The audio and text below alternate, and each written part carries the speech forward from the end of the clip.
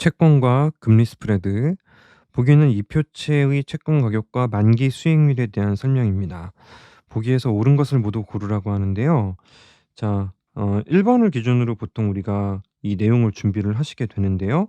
만기 수익률은 표면 이자율과 일치한다라고 전제한다면, 그렇다면 봐봐요.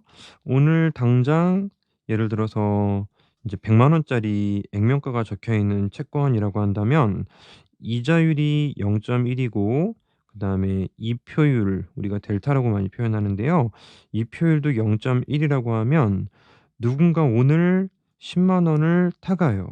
그리고 1 년이 쭉 지나는 동안에 아무도 돈을 안 타가고 액면 가격이 올라간 채로 또 1년 지나면 만기일 기준으로 또 누군가가 인제 타가요. 그리고 또 시간이 쭉 지나면서 이제 0.1의 이자율을 고려한 만큼 이제 액면 가격이 올라가요. 그래서 이제 가면 갈수록 계속 왔다 갔다 오르락내리락 하는 상황이 발생하게 됩니다. 그래서 10%의 이자율, 10%의 이자율, 만기 수익률을 말하죠. 10%의 만기 수익률만큼 가면 갈수록 인제 절대적으로 가격이 올라가게 되는 것인데, 그렇잖아. 1년 뒤에 1 0 0원 받는 걸 1년 전에 사면 90 이면 사지만 1년 지나가면서 점점 만기일에 다가오면은 수익률이 거의 없어지고 거의 1 0 0 원을 줘야 될 거 아니겠습니까? 그런 관계를 갖게 될 것인데, 그래서 채권 가격이 액면가와 같다라는 것은 만기 수익률과 표면 이자율이 일치하는 경우라고 볼 수 있다는 것이고요. 니은 채권 가격과 만기 수익률은 서로 음의 관계를 갖는다. 만기 수익률이 0이 아니라면 가면 갈수록 가격이 떨어지는 것인데, 반대로 만기 수익률이 상당히 높다면 그 채권을 현재 가치화 시켰을 때 현재 가격이 많이 떨어져요. 그래서 가격하고 만기 수익률은 서로 음의 관계를 갖는 게 맞습니다. 단순하게 생각해 볼게요. 1년 뒤에 1 0 0 원 주는데 현재 얼마니? 이게 수익률이죠. 수익률. 수익률이 높으면 현재 가격은 떨어지게 되어 있으니까 가격과 수익률은 반비례 관계를 갖는 것입니다. 디귿 채권 가격이 액면가 이하다라고 해요. 그럼 이 사례를 한번 좀 떠올려 볼게요. 내려가는 거는 작고 이자율 때문에 가격이 점점 오르고, 내려가는 게 작고 이자율 때문에 가격이 점점 오르는 상황이 발생한다면 나중에 받는 액면가에 비해서 현재의 가격이 훨씬 더 작아질 수 있게 됩니다. 극단적으로 만약에 표면 이자율이 0 이라고 한다면 가면 갈수록 계속 가격이 오르겠죠. 액면가에 비해서 현재의 가격이 낮아지게 되는 것입니다. 그래서 디귿은 반대로 서술되어 있으니까요. 정답은 2 번이 되는 것이죠.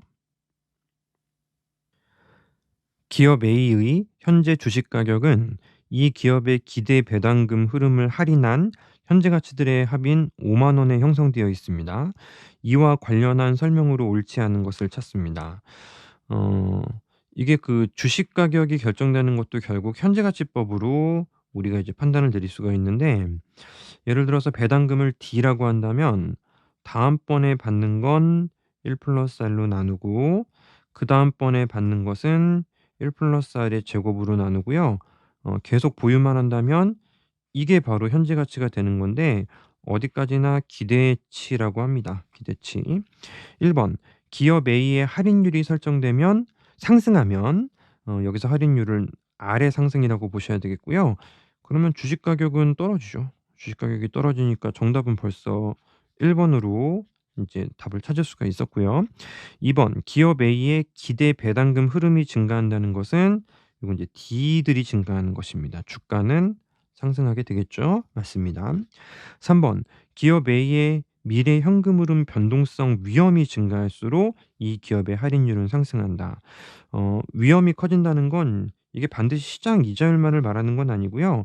그럼 이제 불안 요소들을 모두 담는 거예요. 그래서 위험이 커진다는 것은 할인율을 더 높여서 같은 돈을 받는 게 예상이 되더라도 현재 가치화시키면 이 주식의 현재 가치가 떨어지는 상황이 발생한다는 것이므로, 따라서 인제 기업의 할인율이 상승하는 거 맞고요. 그리고 인제 4 번도 맞습니다. 4 번도 현금 흐름이 위험해지면 주가는 하락한다. 이것도 정확히 맞습니다.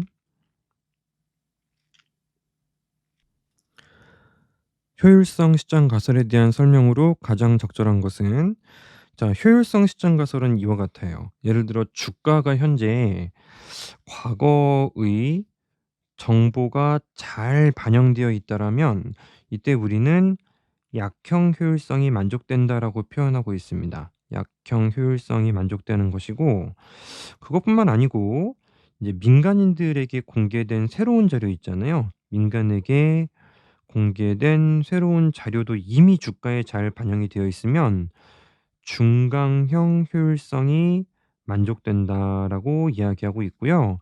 이 둘뿐만 아니고 내부 정보 있죠. 민간인들은 알지 못하는 내부 정보도 이미 가격에 반영되어 있으면 강형 효율성이 만족된다라고 이야기를 하는데요.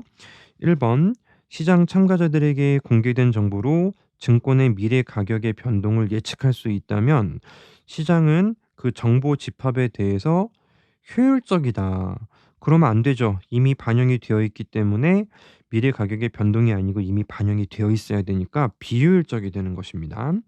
2 번, 과거의 정보뿐 아니라 현재 이용 가능한 모든 공개 정보까지 즉시 주가에 반영되었다면 중강형이 아니고요. 강형이 아니고요. 중강형이 되는 것입니다. 내부 정보 빼고 나머지가 고려가 되어 있는 거죠.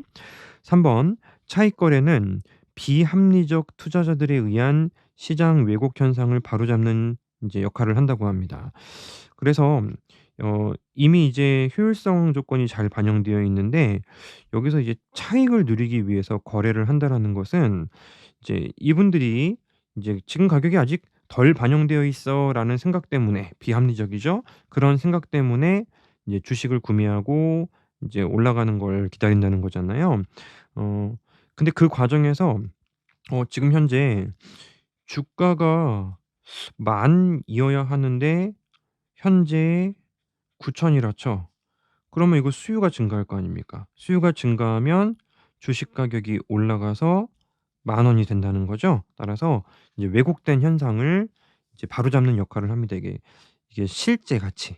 실제 가치가 10,000원인데 저렴하게 팔리면 수요가 증가하고 이런 차익을 노리기 위한 거래 자체가 실제 주가로 주가를 상승시키게 만들어 주는 역할을 한다는 것입니다.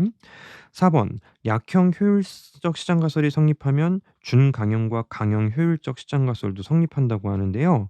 아니죠. 강형 효율성이 성립되면 약형 효율성과 중강형 효율성은 기본적으로 만족이 되는 관계를 갖습니다. 그리고 약형 효율성이 만족된다고 해서 요 공개된 거 내부 정보가 과연 잘 반영이 될 것인지는 이거는 보장이 안 돼요. 그래서 4 번은 틀린 선지가 되는 것입니다. 어떤 경제에 서로 대체 관계인 국채와 회사채가 있습니다. 회사채의 신용 위험 증가가 발생하게 되었어요. 그럼 회사채 쪽에서는 신용이 위험해졌으니까 수요가 떨어지겠죠? 그럼 회사채 가격도 떨어지게 될 것이고, 대체적인 국채 쪽에서는 수요가 늘겠죠? 그럼 이쪽의 가격은 상승하게 될 것입니다. 국채 가격은 상승하고요. 회사채 가격은 떨어지는 상황이 발생하는데 이제 위험 프리미엄이라고 합니다. 둘 사이의 수익률의 격차를 의미하게 되는 것인데요. 그 국채 가격이 떨어진다라는 것은 이 국채 수익률이 가격이 오른다는 것은 국채 수익률은 떨어진다라는 것이고, 회사채가 가격이 떨어진다는 건 수익률은 괜찮아지는 거예요. 같은 돈을 돌려받는데 인제 이 회사채 쪽에서는 수익률이 좋아지는 거죠. 저렴하게 사고 받는 금액은 달라지지 않는 게 채권의 특징이기 때문입니다. 그래서 위험 프리미엄은 이제 회사채 위험하죠. 국채 안전하죠. 이게 떨어지고 이게 올라가는 상황이기 때문에 따라서 위험 프리미엄 값은 상승하는 상황이 발생하게 돼요. 따라서 국채 가격은 오르고 회사채 가격은 떨어지고 위험 프리미엄이 상승한다라고 표기할 수 있는 건 3 번입니다. 정답은 3 번이 되는 것이죠.